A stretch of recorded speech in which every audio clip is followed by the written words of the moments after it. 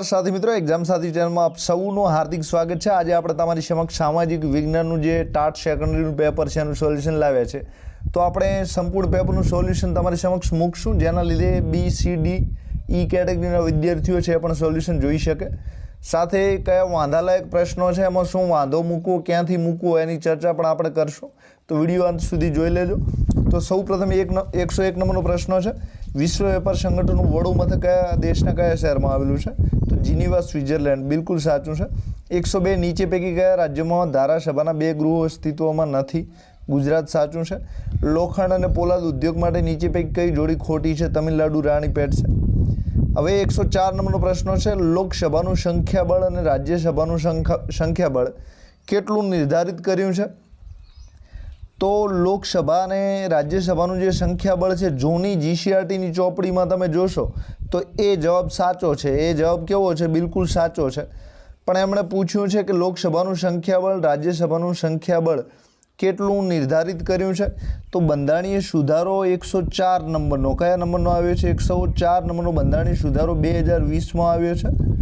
તો એ પ્રમાણે જે એંગ્લો ઇન્ડિયનની 2 સીટો છે, 2 સભ્યો હતા, એને રદ કર્યા છે। તો એના લીધે અત્યારે જે લોકસભામાં સંખ્યાબળ છે એ 543 થાય છે। કેટલું થાય છે? 543 થાય છે। સાથે રાજ્યસભામાં જે 238 સભ્યો જે છે એ રાજ્યોમાંથી છે અને 12 સભ્યો જે છે એ કેન્દ્ર શાસિત પ્રદેશોમાંથી છે। તો આ રીતે એમની સંખ્યા અત્યારે કેટલી થાય છે? તો 238 ને 12 બરાબર। તો એમની સંખ્યા કંઈક જે છે એ 245 જેવી થાય છે, કારણ કે અત્યારે 5 સભ્યો નથી। કેટલા નથી? 5। તો વર્તમાન સંદર્ભે પૂછે તો 543 ને 245 જવાબ સાચો આવે। કયો આવે? 543। પણ એક સંદર્ભ એવો છે કે ખરેખર 250 સભ્યો છે, બરાબર। તો એ રીતે આમાં હવે શું જવાબ મૂકવો એ તમે ગેજેટ જે છે 104 નંબરનો જે બંધારણીય સુધારો થયો છે, ગેજેટ મૂકીને એંગ્લો ઇન્ડિયનનો જે સભ્યો છે, આ પ્રશ્ન તમે બંને જવાબ એ અને ડી સાચા આપવા માટે મૂકી શકો છો, કાં તો રદ કરાવવા માટે પણ મૂકી શકો છો। તો આનો પુરાવો તમને ક્યાં મળશે? તો 104 નંબરનો બંધારણીય સુધારાનું ગેજેટ કરીને ગૂગલમાં સર્ચ કરજો તો તમને આનો પુરાવો મળી જશે, બરાબર। હવે 105 નંબરનો પ્રશ્ન છે, રશિયાના ઇતિહાસમાં કયા દિવસને લોહિયાળ રવિવાર તરીકે ઓળખવામાં આવે છે? તો 105 નંબરમાં એ જવાબ આપ્યો છે। કયો જવાબ આપ્યો છે? એ। તો આ પ્રશ્નમાં પણ જે છે એ ખોટી રીતે છપાયો છે, કારણ કે 1950ની પણ ખરેખર જવાબ જે છે એ 1905 આવે છે। કયો આવે છે? 1905। પણ 1905 જવાબમાં એક ભૂલ એ છે કે અહીં 10 જાન્યુઆરી નહીં, પરંતુ ખરેખર જે આ ઘટના બની એની તારીખ હતી 22 જાન્યુઆરી અને એક હતી જે ગ્રેગોરિયન કેલેન્ડર આવે છે એના પ્રમાણે 9 જાન્યુઆરી હતી। તો આ તારીખ અને વર્ષ બંનેનો મેળ ખાતો નથી ને આ પ્રશ્ન જે છે એ ખરેખર રદ થવા લાયક છે। કેવો થશે? રદ થશે। હવે આનો પુરાવો તમને ક્યાં મળશે? તો ધોરણ 9ની જે જીસીઆરટી ચોપડી છે એમાં શરૂઆતના 1થી ને 7 કે 1થી 9 પ્રકરણ જે છે એ ઇતિહાસ માટેના છે ને એમાં જે આ રશિયાની ક્રાંતિ છે એ પહેલો કે બીજો પાઠ આમાં આપેલો છે, તો એમાંથી તમને આનો પુરાવો મળી જશે। તો એ પુરાવો જે છે એ તમે મૂકી શકો છો। હવે ત્યારબાદ 106 નંબરનો પ્રશ્ન છે, ભારતમાં આવેલા સંગ્રહાલયો માટે નીચેની પૈકી કઈ જોડી સાચી છે? તો ભારતીય સંગ્રહાલય કોલકાતા। હવે આનું નામ અંગ્રેજીમાં છે પણ અહીં ગુજરાતીમાં છાપ્યું છે, તો બરાબર છે। તો કઈ જોડી સાચી છે? તો બી સાચું છે। હવે 107 નંબરનો પ્રશ્ન છે, રાજા પ્રિન્સ હેનરી પોર્ટુગલ, બરાબર। તો ક્રિસ્ટોફર કોલંબસ ક્યાંનો હતો? તો રાજા પ્રિન્સ હેનરી જે છે પોર્ટુગલનો વતની હતો, જે ક્રિસ્ટોફર કોલંબસ છે એ ક્યાંનો વતની હતો? ઇટલીનો। ક્યાંનો હતો? ઇટલીનો। પણ આ જે શોધખોળ કરવા માટે છે એ સ્પેન વતી ગયો હતો। કોલંબસ કોના વતી ગયો હતો? સ્પેન વતી ગયો હતો। તો આમાં જવાબ જે છે ઇટલી બરાબર છે। હવે 108 નંબરનો પ્રશ્ન છે, ભારતમાં પ્રજાસત્તાક દિન સમારોહમાં ભાગ લેનાર અમેરિકાના પ્રથમ રાષ્ટ્રપ્રમુખ કોણ હતા? તો 108માં સી, બરાક ઓબામા, બરાબર છે। હવે 109 નંબરનો પ્રશ્ન છે, બૌદ્ધ સાહિત્ય ત્રિપિટકમાં નીચે પૈકી કોનો સમાવેશ થતો નથી? તો વિજય પીટક, બરાબર। હવે સાચા જવાબમાં આપણે ટાઈમ ઓછો આપવો છે જેમ બને એમ, પરંતુ પ્રશ્નો વાંચ્યા વગર મને પણ ખબર નહીં પડે કે કયા ખોટા છે શું ભૂલ છે, એટલે વાંચવા પણ પડશે. તો 110 નંબર, ભારતમાં બનેલી નીચેની ઘટનાઓને તેના સાચા ક્રમમાં આપણે ગોઠવવાની છે. તો સૌપ્રથમ જે ઘટના છે, કાલિકટ બંદર ખાતે ફિરંગીઓ વેપાર માટે મંજૂરી માટે આવ્યા હતા 1498માં. પછી સુરત ખાતે વેપાર માટેનો પરવાનો 1613. પછી પાંડિચેરીમાં ફ્રેન્ચોએ વેપારી મથક સ્થાપ્યો અને છેલ્લે ભારતમાં કંપની સત્તાનો પાયો. બરાબર, તો 4, 3, 2, 1 છે. બરાબર, તો એ જવાબ સાચો છે. 111માં ફાશીવાદ ઇટાલીને ફાસે જે શબ્દોમાંથી ઉતરી આવ્યો છે, જેનો અર્થ શું થાય છે? તો બધી વસ્તુઓ પર રાજ્યનો અધિકાર. બરાબર, તો સી જવાબ સાચો છે. એનું પ્રતીક હથોડીને કુહાડી હતું. હવે 112 નંબરનો પ્રશ્ન છે, ઇન્ડિયન સિવિલ સર્વિસની પરીક્ષા 4થા નંબરે ઉત્તીર્ણ કરનાર સુભાષચંદ્ર બોઝમાં ક્રાંતિના બીજ કેવી રીતે રોપાયા હતા? તો જે ક્રાંતિના બીજ છે એ કોલકાતાની પ્રેસિડેન્સી કોલેજમાં અંગ્રેજી અધ્યાપકની કૂટનીતિનો વિરોધ કરવાના લીધે એમાં રોપાયા હતા. હવે આમાં સી સંપૂર્ણ સાચો છે, પણ બ્રિટિશરોની ભારતીયો પર અતિશય દમનના લીધે તમને ક્યાં પુરાવો મળશે નહીં, પણ પુરાવો મળે તો શોધજો. એ પણ આમ બીજી રીતે વિચારીએ તો સાચું છે, પણ તમને પુરાવો ક્યાંય નહીં મળે, કારણ કે સી સંપૂર્ણ રીતે સાચું છે. 113 નંબરનો પ્રશ્ન છે, વિશ્વ પૃથ્વી દિવસ ક્યારે ઉજવાય છે? તો 113 નંબરમાં જે વિશ્વ પૃથ્વી દિવસ છે એ 22 એપ્રિલના રોજ ક્યારે ઉજવાય છે? તો 22 એપ્રિલ. સી સાચો છે. 114 નંબરનો પ્રશ્ન છે, નીચે આપેલા રાજ્યને પૂર્વથી પશ્ચિમ દિશાના ક્રમમાં આપણે ગોઠવતા. તો નાગાલેન્ડ, આસામ, બિહાર, મધ્યપ્રદેશ, ગુજરાત સાચું છે. અફીણ વિગ્રહ માટે કયા 2 દેશો જાણીતા છે? તો ઇંગ્લેન્ડ અને ચીન સાચું છે. ભારતમાં બનેલી નીચેની ઘટનાઓને એના સાચા ક્રમમાં આપણે ગોઠવવાની છે. તો 110 નંબરમાં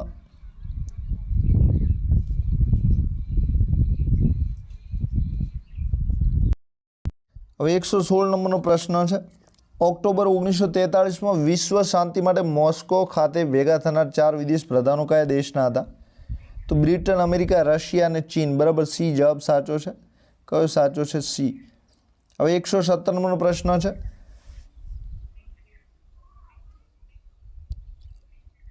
સમુદ્રની ઉત્તરે અને હિમાલયની દક્ષિણે આવેલ સ્થળનું નામ ભારત વર્ષ છે એવું ભારતના કયા પ્રાચીન ગ્રંથમાં કહેવામાં આવ્યું છે?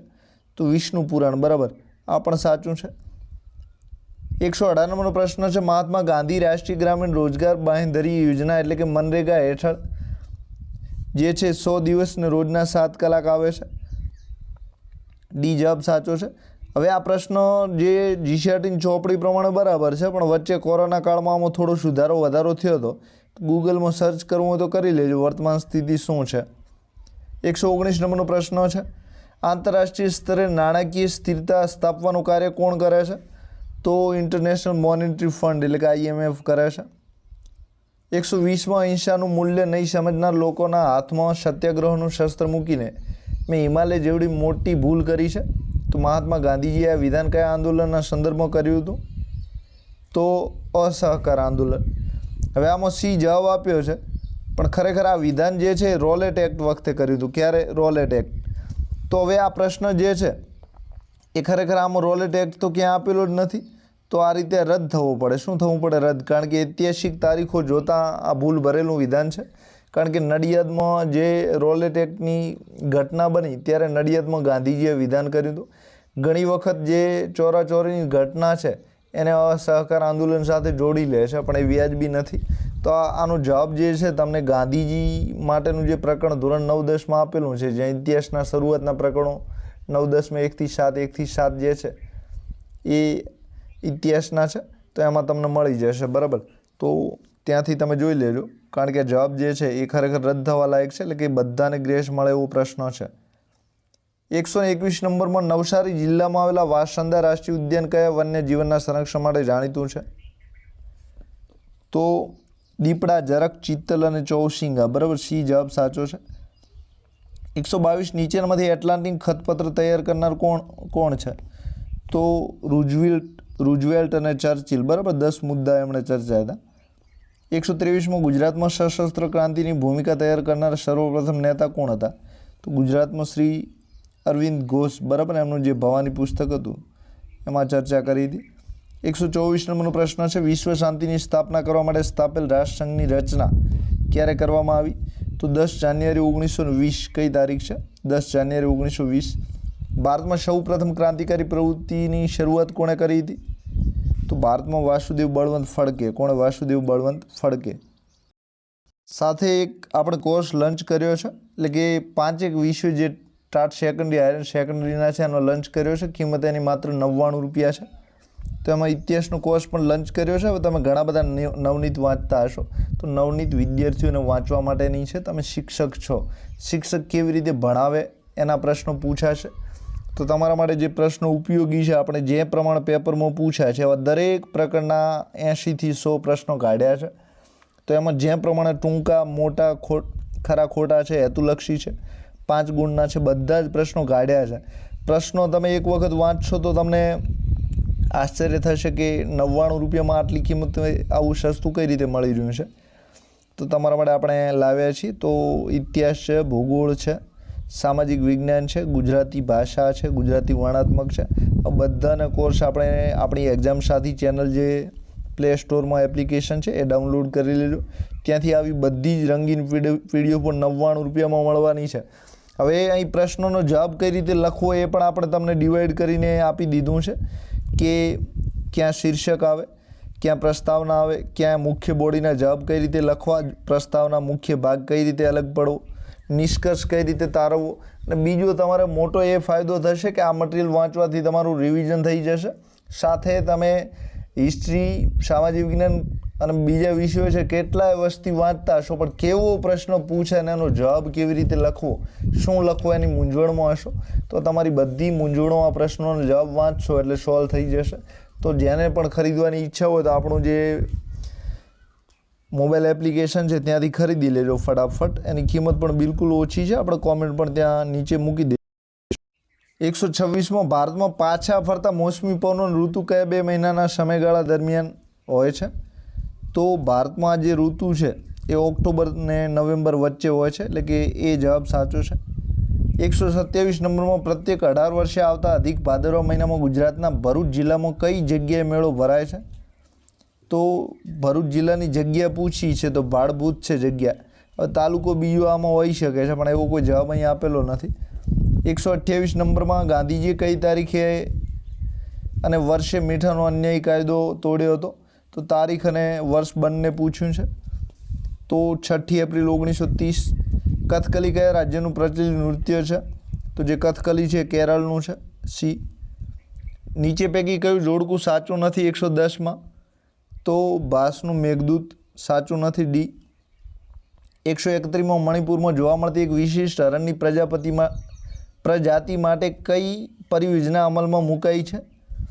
તો મણિપુર યામિલ યોજના. તો મણિપુર યામિલ પરિયોજના છે, આમાં એક ભૂલ છે, યા ના આવે પણ થા આવે, થામિલ છે. શું નામ છે? થામિલ. તો અહીં જોડણીની ભૂલ થઈ છે. તો તમે જે મણિપુરની વેબસાઇટ હશે કદાચ પર્યાવરણ મંત્રાલયને લગતી, તો એમાંથી આ પ્રશ્ન તમે જે છે એ થોડી ભૂલ છે, સુધારે કે ના સુધારે, તમારે પુરાવો મોકલવા માંગતા હો તો મોકલી શકો તેમ છો. તો 131માં પણ તમે પુરાવો મૂકી શકો તેમ છો. 132 નંબરનો પ્રશ્ન છે, નીચે આપેલી જોડ પૈકી કઈ જોડ અયોગ્ય છે, એટલે કે ખોટી જોડ ઓળખવાની છે? તો આત્મનિર્વાહ ખેતી, ઘઉં અને ડાંગરની ખેતી એ જે છે એ ખોટી છે, કારણ કે ઘઉં ડાંગર જે છે રોકડિયા પાકમાં આવે છે. હવે આમાં R2 ખેતી છે કે આદ્ર ખેતી છે એ એક વખત ચોપડીમાં જઈને ચેક કરી લેજો, બરાબર. જે ચોપડી છે એમાં ચેક કરી લેજો. ભૂગોળનો પ્રશ્ન છે તો ભૂગોળમાં જે જમીન છે, જમીનો વિશે સાથે જમીનમાં તમને મળી જશે, કાં તો સંસાધનમાં મળી જશે. તો R2 ખેતી છે કે આદ્ર ખેતી છે એ એક વખત તમે ચેક કરી લેજો 132 નંબરમાં. એટલે કે એમાં 2 જવાબ આવવાની શક્યતા છે.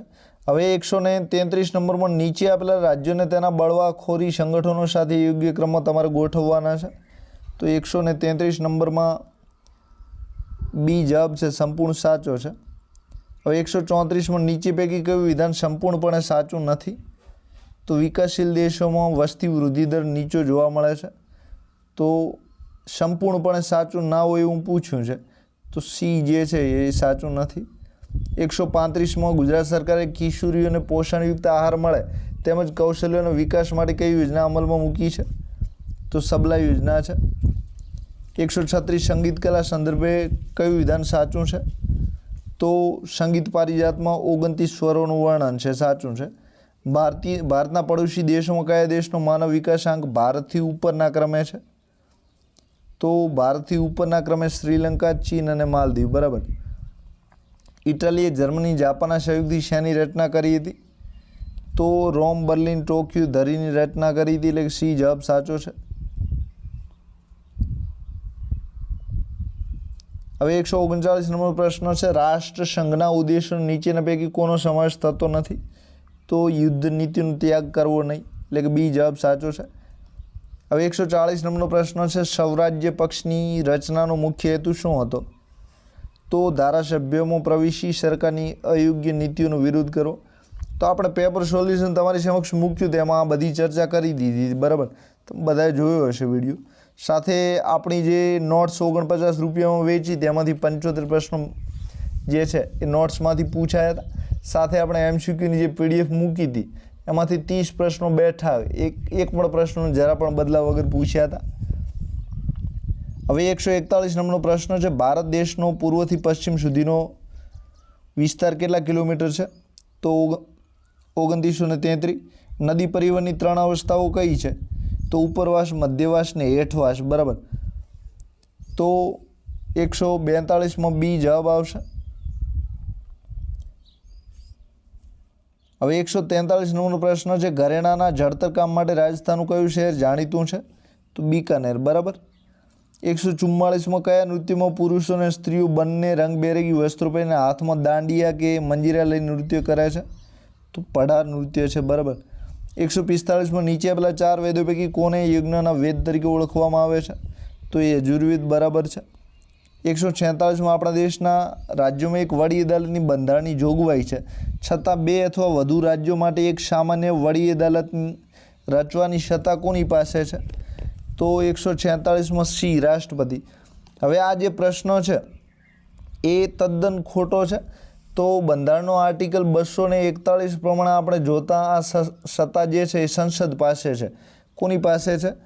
સંસદ પાસે છે. તો એ સંસદ તો ક્યાંય અંદર જવાબ આપેલો નથી. તો આ જે પ્રશ્ન છે એ તમે એક વખત બંધારણની જે કોપી છે એના આધારે તમે ઓથેન્ટિક પુરાવો આપીને આ પ્રશ્ન જે છે એ સુધારવા માટે તમે મૂકી શકો છો. તો આ પ્રશ્નનો પુરાવા તમને ઘણી જગ્યાએથી મળી જશે. તો એક વખત જરૂરથી ચેક કરી લેજો. તો આ જે પ્રશ્ન છે એક વખત તમે જે છે એ સારી રીતે ચેક કરી લેજો. બરાબર. 146 ક્યાંથી પુરાવો મળશે? તો GCRTની ચોપડીમાંથી મળી જશે. સાથે આ જે પ્રકરણ છે એ બંધારણના પ્રકરણ પ્રમાણે તમને મળશે. તો એ તમારે જે સામાજિકની ચોપડી છે એમાં એકમ 1 ઇતિહાસનો છે, એકમ 2 જે છે એ ભૂગોળનો છે, અને છેલ્લા એકમ જે છે એ આ બંધારણ માટેના છે. એટલે એમ પ્રમાણે તમે શોધી લેજો ચોપડીમાંથી. હવે 147 નંબરનો પ્રશ્ન છે, નીચે આપેલા બહુહેતુક યોજનાને તેમના સ્થાનના આધારે ઉત્તરથી દક્ષિણી દિશા તરફ ગોઠવતા કયો વિકલ્પ સાચો આવે છે? તો ભાખરા, નાંગલ, ચંબલ ખીણ, નર્મદા ખીણ, નાગાર્જુન સાગર. બી સાચો છે. કૃષ્ણરાજ સાગર ડેમ જે છે કાવેરી નદી પર છે અને કર્ણાટકમાં આવેલો છે. પછી તમિલનાડુમાં કયો ડેમ છે? નાગાર્જુન સાગર ડેમ છે. અને નદી કઈ છે? તો નદી કૃષ્ણા છે. આપણા માણસ છે એટલે આ પ્રશ્નને સમજી લઈએ કે કૃષ્ણા આંધ્રપ્રદેશ, તેલંગાણા આવે. પણ જે પ્રશ્નની રચનાની દ્રષ્ટિએ આ જે પ્રશ્ન છે એકદમ ખોટો છે. કેવો પૂછ્યો છે? ખોટો છે. કારણ કે તમે અહીં જોઈ શકો છો, અહીં કૃષ્ણરાજ ડેમ પૂછ્યું છે, એટલે કે એક ડેમનું નામ છે. અને અહીં શરૂઆતમાં શેનું નામ પૂછ્યું છે? રાજ્યનું નામ છે. તો એક પ્રશ્ન સેટર તરીકે જે આવું પેપર કાઢે એવી આપણને અપેક્ષા ના હોય. બરાબર. તો બીજામાં અહીં નદી છે, અને અહીં એમણે બીજામાં શું લખ્યું છે? ડેમ લખી દીધો છે. ત્રીજામાં રાજ્ય છે, અને એમણે જવાબ શેનો માંગ્યો છે? તો કે નદીનો માંગ્યો છે. તો આ રીતે આ જે પ્રશ્નો છે તમે તાર્કિક દલીલો કરીને મૂકી શકો છો કે વ્યાજબી રીતે નથી મુકાયો. 149 નંબરનો પ્રશ્ન છે, હાલમાં ભારતીય કૃષિ સંશોધન પરિષદ દ્વારા ભારતની જમીનને કેટલા પ્રકારોમાં વહેંચવામાં આવી છે? તો 8 પ્રકાર છે, બરાબર. 150 નંબરનો પ્રશ્ન છે, સ્થાપત્યકલા અને ઐતિહાસિક મહત્વને ધ્યાને લઈને યુનેસ્કો દ્વારા ઈસવીસન 2004માં વૈશ્વિક વારસાના સ્થળોની યાદીમાં નીચે પૈકી કોને સમાવેશ કરેલ છે? તો આ જે સમય છે એમાં ચાંપાનેર ગુજરાતનું બરાબર સાચું છે. કયું આવશે? ચાંપાનેર આવશે. હવે 151 નંબરનો પ્રશ્ન છે, પ્રતિબંધિત અટકાયત હેઠળના આરોપીને કેટલા સમય સુધી અટકાયત હેઠળ રાખી શકાય છે? તો 151માં સી 3 માસ આવશે. હવે 152 નંબરનો પ્રશ્ન છે, ભારતમાં કયા દિવસે મૂળભૂત ફરજ દિન તરીકે ઉજવવાનું નક્કી થયેલું છે? તો 6 જાન્યુઆરી છે. હવે 153 નંબરનો પ્રશ્ન છે, ભારતની પ્રાચીન નાલંદા વિદ્યાપીઠમાં આવેલ ગ્રંથાલયમાં અભ્યાસ અને સંશોધન માટે દેશ વિદેશના વિદ્યાર્થીઓ આવતા હતા. તો અહીંના ગ્રંથાલય વિસ્તાર કયા નામથી ઓળખાતો હતો? તો 153માં એક વખત તમે પાઠ્યપુસ્તકમાં ચેક કરી લેજો. જે ભારતીય સંસ્કૃતિનો વારસો છે એ વારસાના 1 થી 7 પ્રકરણ ધોરણ 10ની સામાજિકમાં આપેલા છે. એમાંના જે વિદ્યાપીઠો આપેલી છે એમાં જોઈ લેજો. એમાં ધર્મગંજ આવશે ને અહીં શું લખ્યું છે? ધર્મગ્રંથ લખ્યું છે. એટલે કે જોડણીમાં ભૂલ છે 153 નંબર. 154 નંબરનો પ્રશ્ન છે, નીચે આપેલા રાષ્ટ્રીય જળ માર્ગોને તે નદી સાથે યોગ્ય ક્રમમાં આપણે ગોઠવવાના છે. તો સી જવાબ બિલકુલ સાચો છે. એટલે કે આમાં કોઈ ભૂલ છે નહીં. 155 નંબરનો, ગુજરાતના આદિવાસીઓનો વિવિધ તહેવારો, લગ્ન કે દેવી દેવતાના મનાવવા વિવિધ નૃત્યો કરવામાં આવે છે. તો ડાંગ જિલ્લાનું જે નૃત્ય છે ઠાકરિયા નૃત્ય તરીકે પણ જાણીતું છે. તો એને ચાળા તરીકે પણ ઓળખાય છે. એ જવાબ સાચો છે. 156મો, બંધારણના કયા આર્ટિકલ પ્રમાણે શિક્ષણની કોઈ પણ સંસ્થામાં કોઈ પણ નાગરિકને પ્રવેશ મેળવવા આપણે અટકાવી શકીએ નહીં? તો આર્ટિકલ 29 પ્રમાણે બરાબર છે. 157મો, મોઢેરાનું સૂર્ય મંદિર નકશીકામ કઈ શૈલીમાં થયેલું છે? તો ઈરાની શૈલી. 158, ગીધ પરિયોજના ક્યારે શરૂ કરવામાં આવી હતી? તો ઈસવીસન 2004. ગ્રાહક જાગૃત માટે ગ્રાહક આંદોલનની ચળવળના જન્મદાતા કોને કહેવામાં આવે છે? તો રાલ્ફ નાડરે. એ જવાબ સાચો છે. 160મો, બંધારણની કઈ કલમ મુજબ અનુસૂચિત જનજાતિ તરીકે ઓળખવામાં આવે છે? તો બંધારણની કલમ 342 છે. હવે 161 નંબરનો પ્રશ્ન છે, વર્ષ 2001 થી 2005ના સમયગાળામાં ભારતમાં પ્રજાનું સરેરાશ આયુષ્ય કેટલા વર્ષનું હતું? તો 63.2 વર્ષ. કેટલા? 63.2. ભારત સરકાર દ્વારા રાષ્ટ્રીય અન્ન સલામતી કાયદો ક્યારથી લાવવામાં આવ્યો છે? તો 5મી જુલાઈ 2013. ભારતના પડોશી દેશો સંદર્ભે ખોટી જોડ કઈ છે? તો બાંગ્લાદેશ પશ્ચિમમાં આવેલું ખોટી છે. પેરાસ્ટ્રોઇકા એટલે શું? તો જે પેરાસ્ટ્રોઇકા છે તો આર્થિક સુધારણા, સામાજિક સુધારણાની જે નીતિ છે રશિયાના નેતા તરફથી લાવવામાં આવી હતી. 165 નંબરનો પ્રશ્ન છે, યુનિયન કાર્બાઇડ કારખાનામાં જંતુનાશક દવાનો ઉત્પાદનની જે પ્રક્રિયા છે એમાં મિક નામનો ઝેરી ગેસ બહાર નીકળ્યો હતો. 166 છે, નીચે આપેલ જોડ પૈકી કઈ જોડ અયોગ્ય છે? 166માં તો ઇન્ડિયન સ્ટેન્ડર્ડ ઓર્ગેનાઇઝેશન. તો ISO ઇન્ડિયન નહીં પણ ઇન્ટરનેશનલ આવે છે. તો સી જવાબ સાચો છે. હવે આમાં એક બી નંબરનું જોડકું છે એનું તમે ફૂલ ફોર્મ ગૂગલમાં સર્ચ એક વખત કરી લેજો. બાકી બધું ઓકે જ છે. 167 નંબરમાં નીચે આપેલી જોડ પૈકી કઈ જોડ અયોગ્ય છે? તો યજુર્વેદ આર્યોને વિવિધ બાબતોનું વર્ણન કરે છે. તો આર્યોની વાત ઋગ્વેદમાં છે, બરાબર. 168, નીચે પૈકી કઈ સમાજવાદી પદ્ધતિની મર્યાદા છે? તો 168 નંબરમાં મર્યાદા ઉત્પાદન વધારવા માટે કોઈ પ્રોત્સાહન નથી, બરાબર છે. 169, નીચેના પૈકી કઈ જોડ અસંગત છે? તો ખોટી જોડ જે છે એ તમારે ઓળખવાની છે. તો 18% દેશના કુલ ઘરેલું પેદાશના હિસ્સો કૃષિ ક્ષેત્ર છે.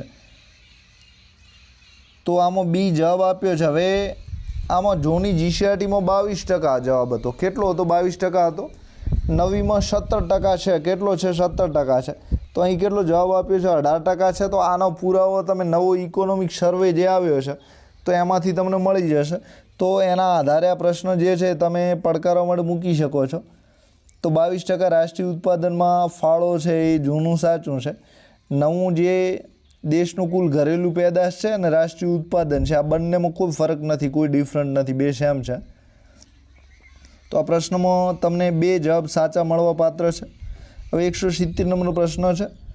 તો ભારતનો જે ઇકોનોમિક સર્વે છે ત્યાંથી તમને આની વિગતો મળી જશે. તો ગૂગલ કરી લેજો એક વખત તો તમને જવાબ મળી જશે. 170 નંબરનો સ્તૂપના અંડાકાર ભાગની ટોચની ચારે બાજુ આવેલી રેલિંગ વાડને શું કહે છે? તો સ્તૂપના જે અંડાકાર ભાગની ટોચની ચારે બાજુ આવેલી રેલિંગ વાડને શું કહે છે? હર્મિકા. તો હવે અહીંયા આટલું સાચું છે, બરાબર. ટોચની ચારે બાજુઓ જે સૌથી ટોચ છે ત્યાં આવે એને હર્મિકા કહેવાય. પણ અહીં જે આ જવાબ આપેલો છે રેલિંગ વાડ છે, તો રેલિંગ વાડને વેદિકા કહે છે. શું કહે છે? રેલિંગ વાડને શું કહે છે?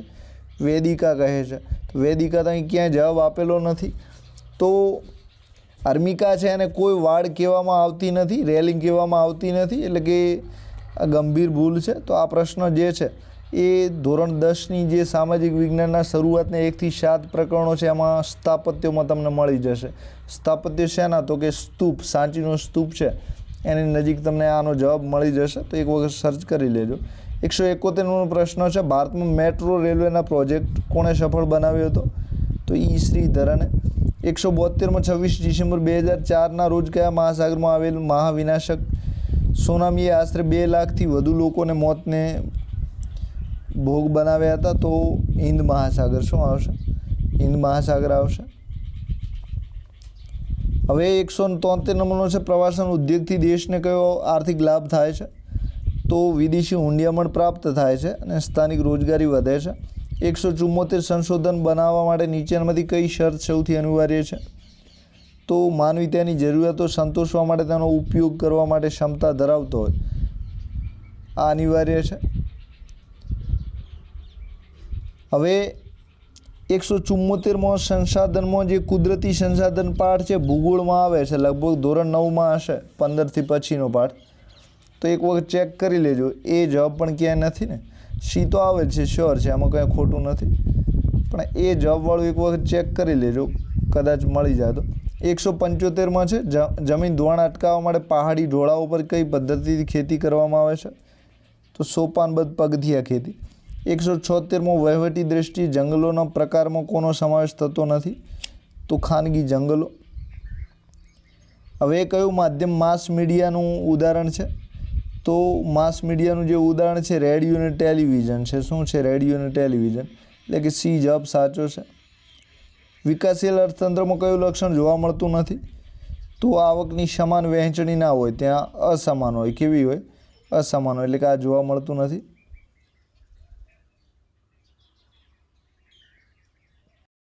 ટકાઉ વિકાસ એટલે શું? ત્યારબાદ ટકાઉ વિકાસ એટલે ભવિષ્યની પેઢીની જરૂરિયાતોને સંતોષવા વિના જરૂરિયાતો સંતોષવી એટલે ટકાઉ વિકાસ. ગ્રાહક સુરક્ષા અધિનિયમ મુજબ ગ્રાહકને કયા અધિકારો મળ્યા છે? તો જાણકારી મેળવવાનો અને પસંદગી કરવાનો 2 અધિકારો મળ્યા છે. હવે ત્યારબાદ પદ્ધતિ શિક્ષણને જીવન કેન્દ્રી, જીવન ઉપયોગી, વાસ્તવિક, વ્યવહારુ અને પ્રયોગાત્મક કોણ બનાવે છે? તો પ્રોજેક્ટ પદ્ધતિ. કઈ આવશે? પ્રોજેક્ટ પદ્ધતિ. તો બરાબર છે. કઈ પદ્ધતિમાં અભ્યાસક્રમને ઉત્તરોત્તર વધુને વધુ ઊંડાણપૂર્વક અને ઘનિષ્ઠપણે શીખવવાનો ખ્યાલ રહેલો છે? તો સકેન્દ્રીય પદ્ધતિ છે. સી સાચું જ છે. 183 એ વાસ્તવિક અનુભવોને કૃત્રિમ પરિસ્થિતિમાં મેળવવાનો પ્રયત્ન કરે છે? તો સિમ્યુલેશન. એ પણ સાચું જ છે. 184 સ્વાધ્યાય પદ્ધતિનું જે એક પ્રકારનું વિકસિત સ્વરૂપ કયું છે? તો નિરીક્ષિત અભ્યાસ પદ્ધતિ. આ પણ સી સાચું છે. 185માં બાળકોમાં શિક્ષણ પ્રત્યે રુચિ વધારવા ઉદાહરણો અને પ્રતિકૃતિઓનો ઉપયોગની હિમાયત કોણે કરી હતી? તો કોમનિયસ. હવે આ કોમનિયસ છે એ જોડણી અલગ અલગ ના આવે પણ એક સાથે આવે. થોડી ભૂલ છે નાનકડી, પણ એવી તો ચાલે. 186 નંબરનો પ્રશ્ન છે. કયા ધોરણના અભ્યાસક્રમમાં આર્થિક વિકાસ સાથે સંબંધિત એકમોનો સમાવેશ કરવામાં આવ્યો છે? તો 186માં સી, ધોરણ 8 થી 10. તો કયા ધોરણના અભ્યાસક્રમમાં આર્થિક વિકાસ સાથે સંબંધિત એકમો? હવે 11-12ની અર્થશાસ્ત્રની ચોપડીમાં આર્થિક વિકાસની વાત જ કરેલી છે. તમે વાત છોડો એટલી વાત કરેલી છે, પણ આપણે પ્રશ્ન જેવો બનાવ્યો છે કે આપણે એનો જવાબ જે છે તમે આનો પુરાવો મૂકજો, તમને મળશે અઢળક પુરાવો, બરાબર. એટલે કે 2 જવાબ સાચા અપાવજો, એક ડી અને એક સી ને ડી બંને. આ તો સી ને ડી બંને આમાં સાચા મૂકવાનો પ્રયત્ન કરજો. હવે 187 નંબરનો પ્રશ્ન છે. બ્લૂમની સુધારેલી વર્ગીકરણ પદ્ધતિ મુજબ જો કોઈ વિદ્યાર્થી ઇતિહાસની 2 ઘટનાઓ વચ્ચેના કારણ અસરનો સંબંધ તપાસે છે તો તે કયા સ્તરનું કાર્ય ગણાશે? તો હવે અહીં વિકલ્પોમાં ગોટાળો થઈ ગયો છે, તમે જોઈ શકો છો. એ ડી વિકલ્પ છે અને આ ડી વિકલ્પ છે. ડી 2 વખત આવેલું છે, તો ખરેખર સી જવાબ આવવો જોઈતો હતો, પણ એમણે વિકલ્પમાં ભૂલ કરી છે. તો સી ને ડી બંને જવાબ સાચા આપ્યા છે. કયા કયા સાચા આપ્યા છે? સી અને ડી બંને સાચા આપ્યા છે. તો વિકલ્પમાં ભૂલ છે એટલે બંને જવાબો સાચા આપી દીધા છે, કારણ કે સી વિકલ્પ આમાં ગુમ થઈ ગયો છે. તો આ પ્રશ્નમાં બંને જવાબ સાચા છે, બરાબર કર્યું છે.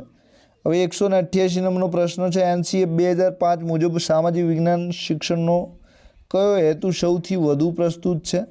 તો વિદ્યાર્થીઓમાં વિવેચનાત્મક વિચારસરણીનો વિકાસ કરવો, બરાબર છે. નવી શિક્ષણ નીતિની માંગ પ્રમાણે છે. 189 જો સામાજિક વિજ્ઞાનનો અભ્યાસક્રમ કેન્દ્રીય અભિગમ મુજબ હોય તો તેનો અર્થ શું થાય છે? તો એક જ વિષય વસ્તુની વધતી જતી જટિલતા સાથે વિવિધ સ્તરે ફરીથી ભણાવવી, બરાબર. તો બી બરાબર છે. 190 નંબરમાં સામાજિક વિજ્ઞાનમાં પરોક્ષ અનુભવ આપવા માટે નીચેનામાંથી કઈ પદ્ધતિ સૌથી વધારે અસરકારક છે?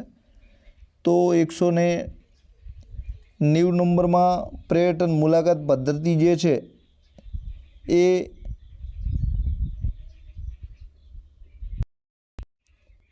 તો આમાં પર્યટન મુલાકાત પદ્ધતિ આપી છે. આ તો પ્રત્યક્ષ પદ્ધતિ છે.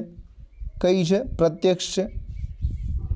તો કદાચ આનો જવાબ છે એ આન્સર કીમાં એક વખત ચેક કરી લેજો, કોઈ ભૂલ મારી નથી થતી ને, બરાબર. પણ ખરેખર જવાબ તો આમાં પ્રદર્શન પદ્ધતિ આવવો જોઈએ. કયો જવાબ આવવો જોઈએ? પ્રદર્શન પદ્ધતિ. હવે 191 નંબર છે. પાઠ આયોજનમાં હેતુઓનું વિશિષ્ટીકરણ શા માટે જરૂરી છે? તો મૂલ્યાંકનને ચોક્કસ અને માપી શકાય તેવું બનાવવા માટે જરૂરી છે. બી સાચું છે. 192 પ્રશ્નપત્રની રચનામાં વસ્તુનિષ્ઠતા એટલે શું? તો ઉત્તરવહી તપાસનાર કોઈ પણ હોય પણ ગુણાંકનમાં ફરક ન પડે. હવે 193 જો કોઈ કસોટી જે હેતુ માટે બનાવવામાં આવી હોય તે જ હેતુનું માપન કરે છે તો આપણે તે કસોટીને કઈ કસોટી તરીકે ઓળખીએ છીએ? તો યથાર્થ તરીકે ઓળખીએ છીએ, વેલિડ તરીકે ઓળખીએ છીએ. તો સી જવાબ સાચો છે. હવે 194માં ક્રિયાત્મક ઉત્કલ્પના એટલે શું?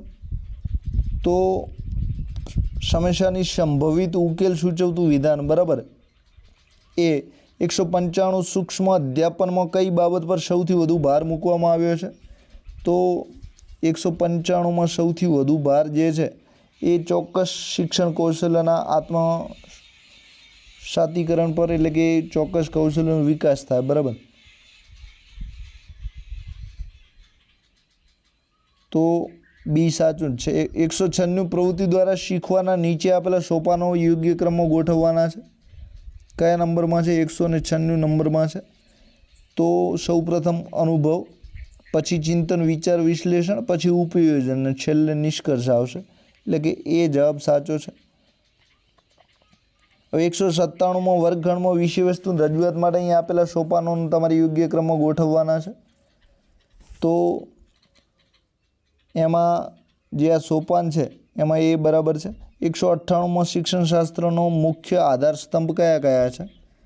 તો તત્વજ્ઞાન, સમાજશાસ્ત્ર, મનોવિજ્ઞાન અને જીવશાસ્ત્ર. બી બરાબર છે. હવે 199માં રાષ્ટ્રીય શિક્ષણ નીતિ 2020માં પેડાગોજી આધારિત કઈ બાબતની ભલામણ કરવામાં આવી છે? તો 199માં એકમો સાથે અનુબંધ કરવો. શું આવશે? તો 199માં એકમો સાથે શું કરવું છે? અનુબંધ બાંધવું. તો 199માં એ જવાબ સાચો આપ્યો છે. તો જે પેડાગોજી છે આમાં સાચો જવાબ એ પણ સાચો છે, સી પણ સાચો છે અને ડી પણ સાચો છે. આમાં સુધારવા માટે તમે પેડાગોજીનો જે પરિપત્ર છે શિક્ષણ વિભાગનો એ કરજો, થોડું ગૂગલ કરજો, અને ખાસ તો પરિપત્ર શિક્ષણ વિભાગનો છે એ પરિપત્રમાંથી તમને મળી જશે. પેડાગોજી માટેનો જે પરિપત્ર છે તાલીમો માટે થયો હતો, તો એ તાલીમના પરિપત્રમાં આ વિગત લખેલી છે. સાથે નવી શિક્ષણ નીતિ તમે ખોલશો તો એમાં પણ નવી શિક્ષણ નીતિનો જે ડ્રાફ્ટ આવ્યો હતો એમાં પણ તમને સરકારી વેબસાઇટ એજ્યુકેશનમાંથી તમને મળી જશે. તો 199 ઉપર જરૂર તમે ચેક કરજો, કારણ કે 3 જવાબ સાચા છે. બરાબર. હવે 200 નંબરનો પ્રશ્ન છે, સામાજિક વિજ્ઞાન પ્રથમ પરીક્ષા માટેનો અભ્યાસક્રમ ક્યાં સુધીનો હોય છે? તો જૂનથી સપ્ટેમ્બર માસ સુધીનો હોય છે. તો જૂનથી સપ્ટેમ્બર સુધીનો હોય છે. બરાબર. તો ડી જવાબ સાચો છે. તો હવે આપણે સંપૂર્ણ 200 પ્રશ્નો ચર્ચા કરી લીધી છે. તો આ રીતે તમારે કોર્સ ખરીદવાની ઈચ્છા હોય તો આપણી મોબાઈલ એપ્લિકેશન જે છે એક્ઝામ સાથી સ્ટારવાળી છે, સાથે આપણી વેબસાઇટ પણ ચાલે છે, ટેલિગ્રામ ગ્રુપ પણ ચાલે છે. ત્યાં આપણે આવા પ્રશ્નોની પ્રેક્ટિસ પણ કરાવીએ છીએ. ત્યાં કરંટ પણ રોજે રોજનું મળે છે. સાથે આવા જે પ્રશ્નો છે પરીક્ષામાં પૂછાય એવા જ પ્રશ્નોનું આપણે મટીરિયલ બનાવ્યું છે. તો કોઈને કોર્સ ખરીદવાની ઈચ્છા હોય તો વહેલા ખરીદી લેજો, ને તે પાછળ કિંમત પણ એની વધવાની છે, કારણ કે આ મટીરિયલ બનાવવા માટે બહુ મહેનત કરવી પડી છે. એટલે 99 રૂપિયામાં મને પોસાય એમ નથી, પણ તમને તો 100% પોસાય એવું જ છે. તો જેને પણ ખરીદવું એ ખરીદી લેજો. આની લિંક છે આપણે વેબસાઇટની નીચે મૂકી દઈશું, ત્યાં જઈને આવું મટીરિયલ છે તમે જોઈ લેજો. સાથે એના પ્રશ્નો તમે જોશો તો તમને ઘણો બધો ફાયદો થશે. સાથે બેઠા પ્રશ્નો પૂછાય એવા જ છે પ્રશ્નો, એટલે કે એ પ્રશ્નો પણ અલગથી નહીં પૂછાય. સાથે કેવી રીતે જવાબ લખવા એ પણ ખબર પડશે, સાથે કેવી રીતે વાંચવું એ પણ ખબર પડશે. સાથે તમારા મગજ ઉપર જે ભાર વાંચવાનો પડે છે કે આ યાદ રાખવું છે, પહેલું યાદ રાખવું છે, કેવો પ્રશ્ન પૂછાય છે, શું લખશું, તો એનું ટેન્શન પણ અહીં તમારે ખતમ થાય છે. તો જેને પણ ખરીદવાની ઈચ્છા હોય તો વહેલી તકે ખરીદી લેજો. ઇતિહાસ છે, ભૂગોળ છે, સામાજિક વિજ્ઞાન છે, પછી ગુજરાતી છે. તો આ બધા વિષયો માટે આપણે કોર્સ લોન્ચ કરી દીધા છે. સાથે જેટલા તમે મોડા પડો એટલી એની કિંમત વધશે. સાથે એક વખત કોર્સ તમે જોઈ લેજો, તમારું દિલ જરૂર ખુશ થશે, કારણ કે તમે 1000-2000નું જે મટીરિયલ ખરીદ્યો છો એમાં પણ તમને આવા પ્રશ્નો નહીં મળે. સાથે નવનીત વિદ્યાર્થીઓને વાંચવા માટે છે. તમે એક શિક્ષક છો, બરાબર, તો શિક્ષક માટે જે પ્રશ્નો છે એ અલગથી પૂછાતા હોય છે, તો એ રીતની તમારે તૈયારી કરવી પડે છે. તો આ જે મટીરિયલ છે આપ જોઈ શકો છો. હવે આપ સૌનો આભાર. Thank you very much. સાથે કોમેન્ટમાં કોઈ પુરાવા બીજા કયા પેજ નંબરે છે એ મૂકી દેજો, તો અહીંથી જે ઘણા બધા વિદ્યાર્થીઓ વિડીયો જોશે તો એના લીધે એ પણ એ પુરાવો શોધી શકે છે, એ પણ વાંધા અરજી મૂકી શકે છે. તો આ રીતે આટલું કામ તમે બધા કરજો. સાથે મનમાં કોઈ પ્રશ્ન હોય તો કોમેન્ટ અચૂક કરી શકો છો. હજુ પણ બીજા કોઈ પ્રશ્નો ખોટા જણાતા હોય તો એ પણ કોમેન્ટમાં મૂકી દેજો, જેના લીધે બીજા વિદ્યાર્થીઓ છે એ પણ એનો જવાબ શોધી શકે અને જે વાંધા અરજી છે વધારે જાય અને જે સાચા પ્રશ્નો છે એના જવાબ અચૂક સાચા થાય. તો આપ સૌનો આભાર. Thank you very much.